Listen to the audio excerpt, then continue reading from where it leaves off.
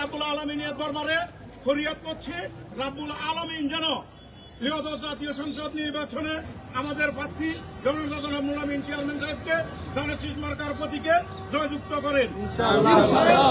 আজকে এখানে মনোনয়ন পত্র সংগ্রহ করার জন্য যারা উপস্থিত হয়েছেন তাদের নাম আমাদের নেতা বক্তব্যের সময় বলবেন।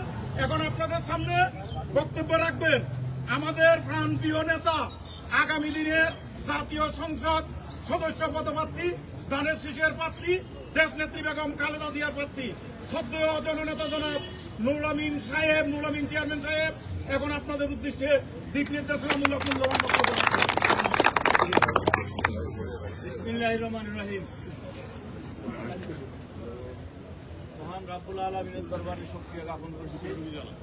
আল্লাহ পাক আজকে আমাদেরকে জাতীয় সংসদ নির্বাচনের ফরম নেওয়ার তৌফিক দান করেছেন, আলহামদুলিল্লাহ। আমরা আজকে নমিনেশন ফরম নিয়েছি। আগামী 30 ডিসেম্বর আমরা নমিনেশন পেপার সাবমিট করবো মিরসরাই।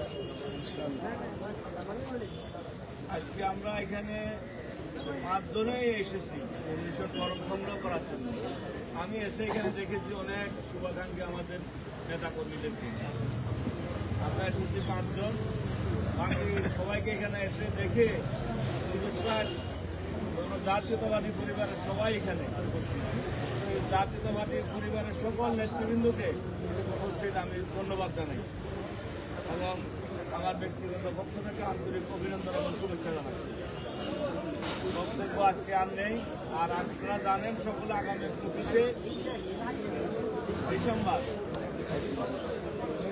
বেলা 12 ঘটিকার সময় আমাদের দলের ভারপ্রাপ্ত চেয়ারম্যান, আমাদের প্রিয় নেতা আগামী বাংলাদেশ জনাব তারেক রহমান লন্ডন থেকে বাংলাদেশ আন্তর্জাতিক বিমানবন্দরে অবতরণ করবেন। আপনাদের আমাদের প্রিয় নেতাকে স্বাগত জানানোর জন্য আপনাদের সবাইকে আমি দাওয়াত দিলাম।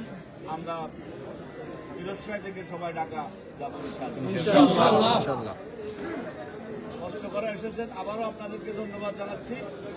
বক্তব্য আর দীর্ঘায়িত করার দরকার নেই, অনেকক্ষণ কষ্ট করেছেন। আমরা আসলে আপনাদেরকে এসে দেখে খুবই ভালো লাগতেছে। আবারও আপনাদের সবাইকে ধন্যবাদ জানিয়ে আমরা এইখান থেকে এখন বিদায় নিচ্ছি। আপনাদের সবাইকে ধন্যবাদ। আসসালামু আলাইকুম।